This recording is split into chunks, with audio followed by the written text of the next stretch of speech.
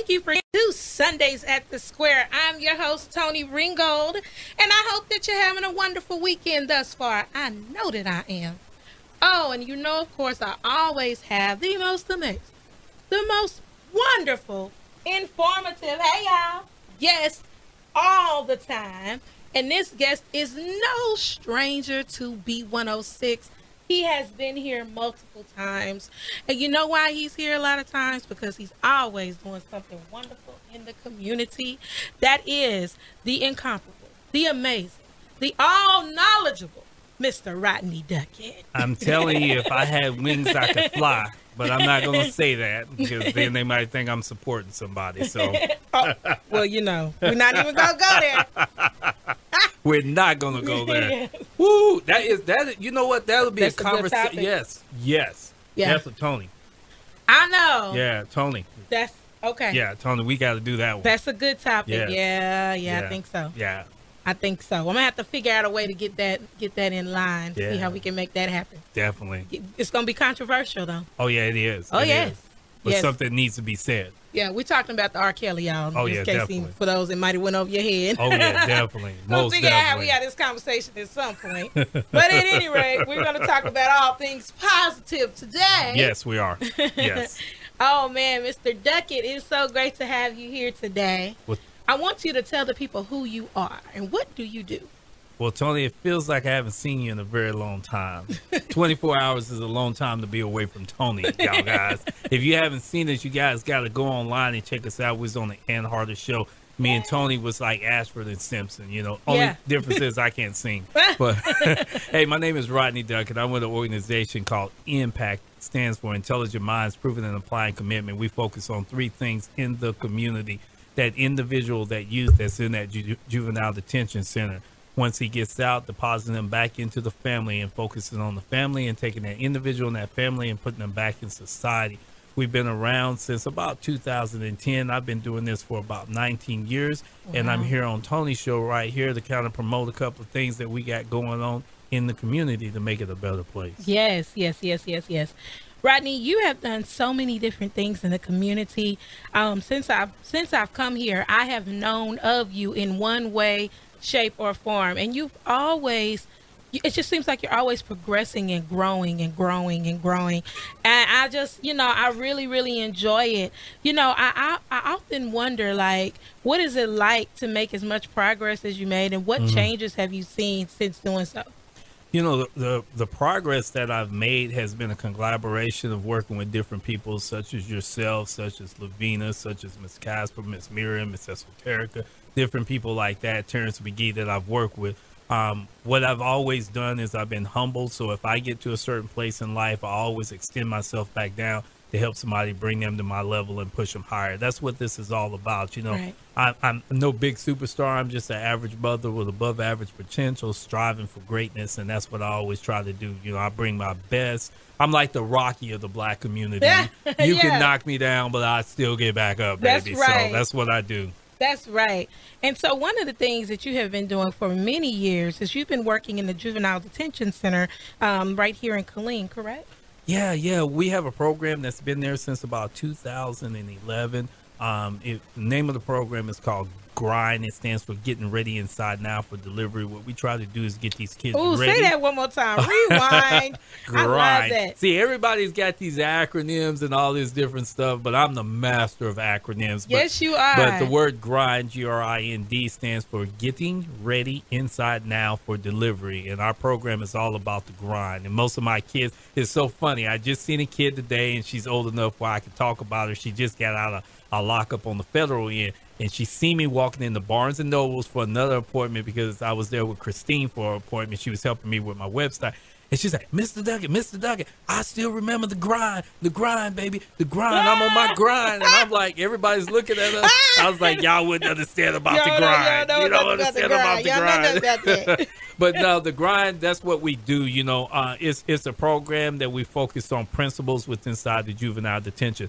If you know me, I'm always about principles. Principles is what we bring ourselves back to. A lot of people may not understand the concepts of principle, but if you play sports, football, basketball, baseball, coach may say one thing in basketball, and that could be defense. and you automatically know what defense is. There's a bunch of principles that go along with defense, so you can tighten up on your defense. And that's what I teach the kids. So when they hear the grind, are you on your grind? They know it's all about believing in themselves, encouraging themselves, empowering themselves, educating themselves, challenging themselves, correcting themselves, caring for themselves, and continuation of commitment within themselves. They know what that grind is. So they're always on their grind. So no matter if they get in trouble, they still on their grind. Awesome. I love it. I love it. I love it. So in all of these years that you've been working, another thing that I know that you volunteer, you're not getting paid for any of this stuff, right? But one of the things that that you've talked to me about, I know, is that there are a lot of kids that when they get out, they end up going back, or like you said, going to better the feds or getting imprisoned or state jail as they get older, and they're not juveniles anymore. And it's because they go through these programs and they get all of this, okay, you can do it. But then when they get out, they don't have the resources or the opportunity to be able to make better choices. They don't have that. They don't have that, what they need to be able to re-enter society. So with that being said, I know that that is something you can really, you know, expound upon.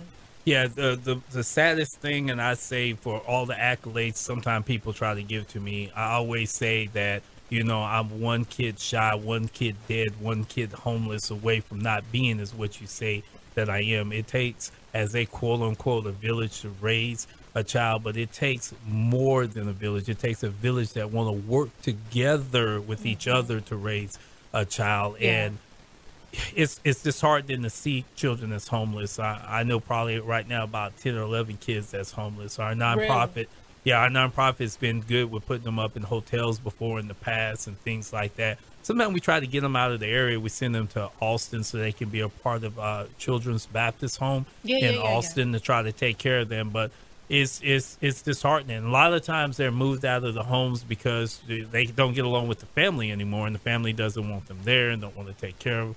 A lot of kids are just looking for a break. They don't really necessarily want to hand out. They want to hand up. Hand up. So, and that's what we try to give them, is a hand up. Yes.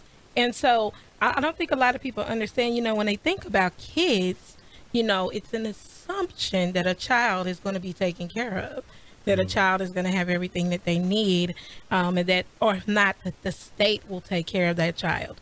But if a child, how is that, Rodney, if a kid gets out of juvenile, how is it that the state doesn't automatically take care of them? Well, you have like two different folds, and Carrie and Frazier can probably answer this better than I can, but there's two different folds. You have kids that are in foster care that's awarded to the state, and they're pretty much taken care of by the state. That means that once they leave a home, they can actually go to school for free. But then you have those kids that do have a home, but the families don't want them in the home. And a lot of time we have the no snitch policy. So a lot of time people are not calling the police or whatever, saying that there's a minor that's missing or homeless. They just want the kid gone. So you have these kids, I call it awarded of the hood, and they pop from home to home to home. And sometimes they live, you know, outside of school districts, up on the bridges and in cars. It's funny that you say this, because I was watching a special, I think it was last Sunday on the morning show, and they showed a lot of homeless college students. Yes, I saw that. Isn't that crazy? Yes. I saw it. Yes. I could have been one. Yeah. Listen, thank the Lord for scholarships. Exactly. Seriously. Yes. Crazy. Yeah. Yeah. And they had money. So imagine our kids, when our kids don't have money, guess what happens? Killeen and Temple becomes the #1 crime capital of Texas. What? Yes. Yes. How many times have you turned on the news and seen little black boys being shot dead, you know, in plazas, or being arrested, or whatever the case may be? It's been numerous of times that we've seen that. Even today, you know, if you look at Temple, Texas, I say Temple, Texas is much smaller than Killeen, but about 70% of the kids in juvenile detention is from Temple, Texas. What? Either the policing are good, or there's something else going on in Temple we need to know about. So what is it? 70%? 70%, yeah. Oh, crazy. A lot of them are petty crimes, but still they're crimes again. This is my deal. You know, I think, and I've always said this, and people disagree with me. There's an old school philosophy of surrogate parents, surrogate fathers, surrogate mothers, and we're so afraid of our kids. You know, a lot of times we have these funny little notions that, you know, well, if it was growing up back when I was growing up, Well, yeah, we're not growing up when you were growing up, and that doesn't even solve the problem. Right now, we need to figure out what the problem is and solve the problem and start applying solutions to the problem. So our kids right now are in need of parenting. They're in need of leadership. If they're not your kid and you're African American, they are directly related to you, meaning those census, those numbers that reflect that crime tomorrow. People going to be looking at you funny at work. I can't count the number of times I've been at work and seen TV and all the white people's looking at me like, what are you going to do about that? I mean, because we're related to them. And I take pride to say those are my kids. Those are your kids. You know what I'm saying? And I'm going to make them better. Every day I make them better.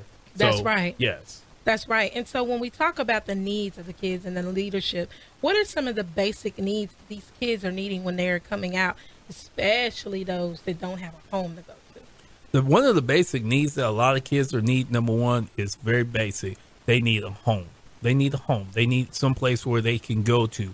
Anytime anybody's locked up for a long period of time, they need to be transitioned out of that way of thinking and re-entered back in society. Doesn't matter if they're little kids and they've been locked up for 6 months. The world has went by and the world has evolved. Just think of some of the people that have been locked up for so long. When they got out, they didn't even know what the internet was. Last time they seen a computer, it was IBM. It was a big desktop. Now the computers are you carry them around in your pocket. So again, these kids are missing a whole lot. They've missed Christmas. They've missed 4th of July, Thanksgiving, all of these holidays that we celebrate in America, and then they're pushed back out into the communities and say, you conform and you act right, or you going back in there. A lot of times they give up before they get started. Right. And then when you think about it, it's just basic survival. Like, definitely. I got to eat something today. And if I don't have any money to get something to eat, then I'm probably going to steal it. If I steal it, or if I sell something that's illegal so that I can have what I need because I'm cold and I need a coat, you know what I mean? Or I need some type of shelter. I need a place to stay, you know what I mean? Then I go and I do these things and I repeat what I've seen and what I see others. It's kind of like the blind leading the blind. You look at it. I honestly think about a lot of it, and I look at even my generation. And, you know, some of the ways that they talk and some of the things that people that I graduated high school in 2004. So I'm getting on up there in age, but I mean, I'm still pretty young. You know what I mean? So, hey. So when I graduated high school in 2004, things were kind of, you know, taking a turn with, I feel like I call it foolery. But now, you know, you look at the things that are glorified, even if you sometimes just turn on the radio or just listen to just anything, you'll be like, what are they talking about? Exactly. So I feel like there's just a lack of just intelligence, you know, or the feel the need to be intelligent. To me, it's just all about money and sex and drugs, it seems like these days. Oh, yeah. And the biggest Band-Aid on cancer we have right now in the community is human sex trafficking and prostitution. You'll be surprised at how many young girls in high school are prostituting themselves just to keep up with the Jones or just to have the things that make little girls feel special. Just today, like I said, I've ran into a couple of girls that I know from Juvenile Detention. They're a little bit older now, and they had that issue with prostitution and possibly human sex trafficking. I got girls right now that's outside of the juvie that they're probably the age of 16 or 17, and they're working in strip clubs, you know, because yes. And because then you ask, youth like, how and are they beauty even sales. able to do that? Youth and beauty, same way as the kid can go in and get them something to drink. So here's the thing about young black girls. Young black girls develop very fast. They look very older than what they are. And then they can pretty much get into anything with just batting their eyes and just looking pretty. So a lot of times it's fast cash for them. Okay. And to them, it's no harm. Mr. Duckett, I could be out here doing this or doing that, but I'm just doing this. And you try to meet them where they are. You don't want to say you're stupid for doing that. That's ignorant. No, you meet them where they are and say, okay, I understand. I do appreciate you're not stealing. I do appreciate you're not hurting anybody. But in the long term, you're kind of hurting yourself. So what's the plan to get out of this? What can we do to reduce your time at this specific state to get out of this, you know? So so we don't have to do this. You got to meet them where they are, you know. And a lot of times we don't want to meet them where they are. We want to tell them how bad they are for what they're doing. But this is survival. This keeps this little girl from breaking into your home. So meet them where they are, and let's figure out ways to take them out of that environment and show them other ways, which hints on hint brings in what I'm doing with the job fair and the health fair and all that good stuff. Yes. So we are going to take a quick break, and we're going to come back in just a few. We're going to keep talking with Mr. Rodney Duckett. This is a great topic. If you just tuned in to Sundays at the Square, I'm your host, Toni Ringgold, sitting here with the amazing, the incomparable. I mean, he's all those things in real life, Mr. Rodney Duckett, and we've been talking about the Juvenile Detention Center that he's been working with, and some of the reasons why some of these juveniles that get out, they end up reoffending, going back, and then later going on to prison and other things like that because of the lack of resources. But when we come back, we're going to talk about some solutions. So don't touch that dial. That's right. You are listening to Sundays at the Square, only on B106.